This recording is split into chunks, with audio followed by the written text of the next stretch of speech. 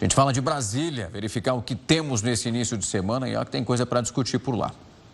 Foi protocolado hoje o pedido de urgência para analisar esse projeto de lei, daquilo que a gente debateu aqui semana passada junto com a Ruth Moraes do Portal R7, a anistia dos envolvidos, quem estava lá naquele fatídico 8 de janeiro.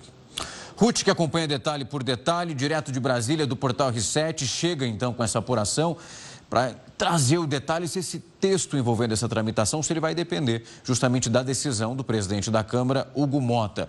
Ruth, a gente falava disso, né? Inclusive quem apoia o projeto, batendo na sala do presidente da Câmara, levando as assinaturas, porque o que eles querem é a urgência dessa tramitação, né?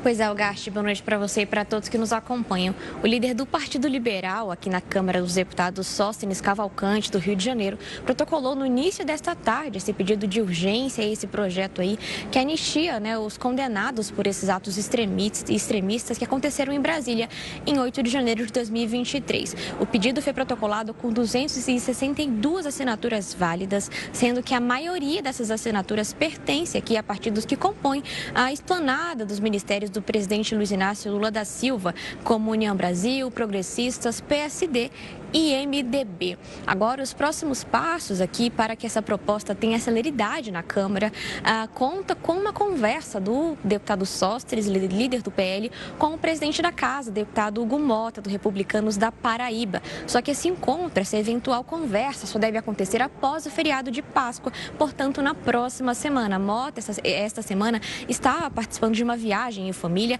então só deve retornar aqui às atividades legislativas de forma presencial na próxima semana. Uma reunião de líderes partidários está marcada para a próxima quinta-feira, dia 24. Então, possivelmente, deve ser essa a oportunidade em que Sóstenes levará esse pedido de urgência para apresentar tanto a Mota quanto aos demais líderes. O projeto... o governo tem criticado esse projeto, alegando que o texto beneficia o ex-presidente Jair Bolsonaro e, apesar disso, o texto obteve apoio de partidos que compõem a base do governo.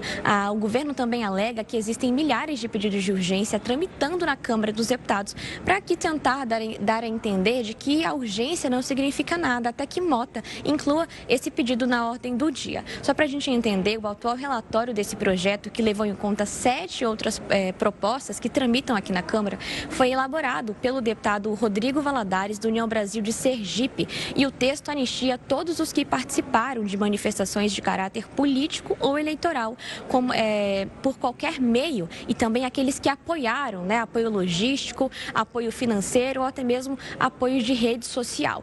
E inclui os atos que aconteceram em 8 de janeiro e até o dia em que a lei entrar em vigor. Portanto, ele estabelece aqui um lapso temporal que vai além do próprio 8 de janeiro, um ponto que é criticado por parte do governo, porque poderia entrar outras pessoas que eventualmente alguém quisesse anistiar nessa proposta que não estivesse de fato relacionado aos atos do 8 de janeiro. O texto alcança condenações de caráter político ou eleitoral, então eventualmente poderia incluir condenações no Tribunal Superior Eleitoral de inelegibilidade. Aqui também entra a questão do ex-presidente Jair Bolsonaro, que está inelegível até 2030, então o governo enxerga várias brechas nessa proposição.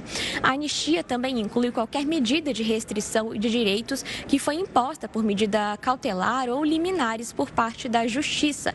Então, aqui existe um texto muito abrangente que pode ser modificado no plenário a depender do que a maioria da Casa quiser. Então, essa proposta é a que atualmente tramita. A urgência foi para esse projeto, para esse texto em específico. O que não quer dizer que ele não possa ser modificado. Então, se eventualmente aprovada a urgência, para votar o mérito, o relator pode sim modificar a proposta, Algarte.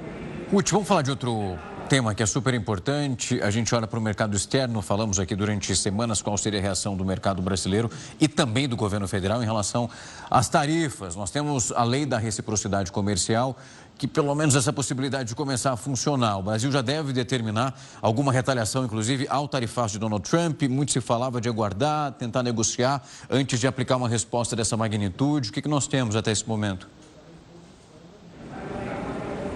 Pois é, a lei entrou em vigor nesta segunda-feira e até o momento o governo brasileiro não adotou nenhuma medida contra os Estados Unidos da América, mas aqui o Brasil ainda continua negociando, conversando com os Estados Unidos para tentar de alguma forma amenizar os efeitos dessas sanções. Só para a gente entender, os Estados Unidos passaram a cobrar uma taxa de 10% de tarifa sobre os produtos brasileiros, com exceção do aço e do alumínio, que continuam com as tarifas de 25% anteriormente anunciadas pelo presidente americano Donald Trump. O texto da reciprocidade, que agora tornou-se lei sancionada pelo presidente Lula na última sexta-feira, foi aprovado pela Câmara dos Deputados no mesmo dia em que Trump fez esses anúncios. Então, foi uma resposta direta à ação do governo americano. A proposta prevê que o Brasil adote contramedidas em casos de tarifas contra os produtos nacionais. A ideia, de fato, é proteger os setores estratégicos da nossa economia, como o agronegócio e indústria, dessas restrições aqui que comprometam a competitividade dos produtos brasileiros no mercado internacional. Em resumo, a proposta permite que a CAMEX, que é a Câmara de Comércio Exterior, adote contramedidas contra esses países ou blocos econômicos, nos casos em que eles acionem medidas que desrespeitem os acordos comerciais assinados pelo Brasil, que imponham barreiras ambientais mais rígidas do que o que é exigido aqui no Brasil ou que interfiram na soberania nacional em questões comerciais. As respostas podem incluir restrições comerciais, suspensão de concessões, medidas sobre investimentos e até mesmo a limitação de direitos de propriedade intelectual. Então, qualquer sanção imposta deve ser proporcional ao impacto econômico que seria causado ao Brasil em eventual sanção econômica. Algarte, volto com você. Ruth, obrigado pelas informações. É claro que a gente continua acompanhando essa movimentação. Semana está só começando. Já abriu o jornal falando que ela é um pouco mais curta, né? Porque temos um feriado pela frente. Mas até lá dá para discutir muita coisa. Minha amiga, boa apuração por aí. Qualquer outro detalhe é só nos acionar. Até mais.